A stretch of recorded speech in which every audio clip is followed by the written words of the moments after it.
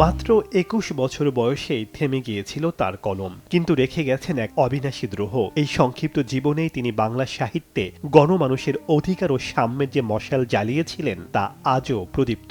আজ সেই কালজয়ী কিশোর কবি সুকান্ত ভট্টাচার্যের মহাপ্রয়াণ দিবস।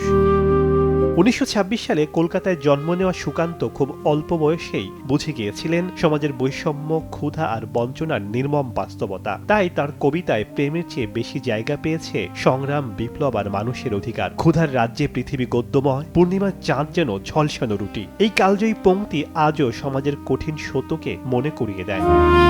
দ্বিতীয় বিশ্বযুদ্ধ, দুর্ভিক্ষ আর রাজনৈতিক অস্থিরতার সময় তিনি কলমকে বানিয়েছিলেন প্রতিবাদের অস্ত্র। ছাড়পত্র, ঘুম নেই ও পূর্বাভাসের মতো কাব্যগ্রন্থ তাকে এনে দিয়েছে অনন্য উচ্চতা। ১৯৪৭ সালের ১৩ই মে যক্ষ্মায় আক্রান্ত হয়ে তিনি পৃথিবী ছেড়ে চলে যান। মৃত্যুর কয়েক দশক পরেও সুকান্ত ভট্টাচার্য প্রাসঙ্গিক। তার কবিতা আজও অন্যায়ের বিরুদ্ধে সংগ্রামের ভাষা হয়ে বেঁচে আছে প্রতিটি সচেতন মানুষের হৃদয়ে। জীর্ণ পৃথিবীকে সরিয়ে আগামী প্রজন্মের জন্য খুব সুন্দর পৃথিবী গড়ার যে স্বপ্ন তিনি দেখেছিলেন তা আজও আমাদের দায়বদ্ধতার কথা মনে করিয়ে দেয়। শেখ সাদি মারজান, সময় সংবাদ।